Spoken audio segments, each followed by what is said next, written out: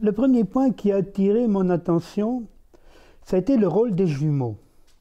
Le fait que Rome est fondée par deux jumeaux, Romulus et Rémus, et que le royaume de Bretagne est fondé par deux jumeaux, Conan Mériadec et Adaon.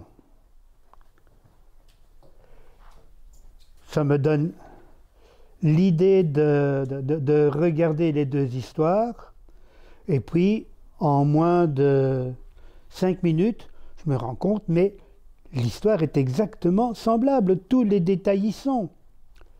Et puis après, je me suis dit, tiens, c'est ça, on a déjà certainement dû repérer ça. Est-ce que quelqu'un a dit des choses intéressantes là-dessus?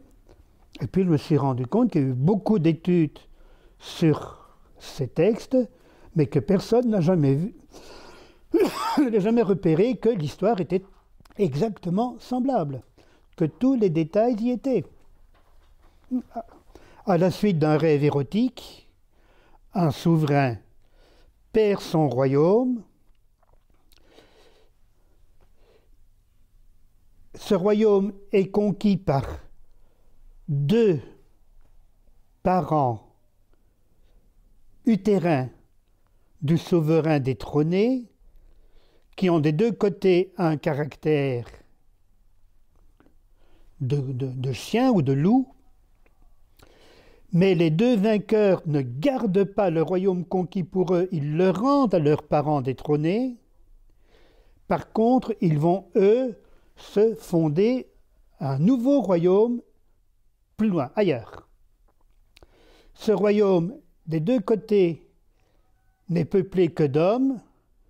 Pour pouvoir lui donner un avenir, ils font la guerre aux voisins pour leur voler des femmes et ils épousent ainsi les femmes de leurs voisins pour assurer l'avenir de leur ville glorieuse.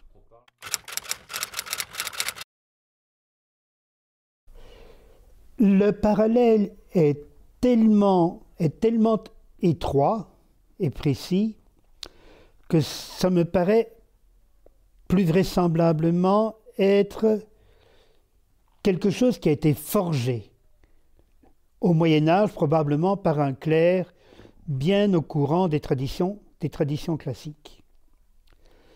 Mais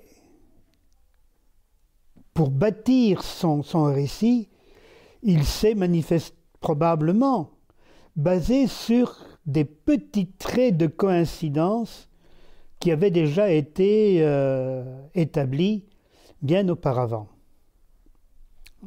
Quelque chose qui m'a frappé, qui est peut-être à l'origine lointaine de ce genre de démarche, c'est le fait que divers peuples celtes, déjà dans l'Antiquité, se prétendaient cousins des Romains parce que eux aussi descendants de Troie.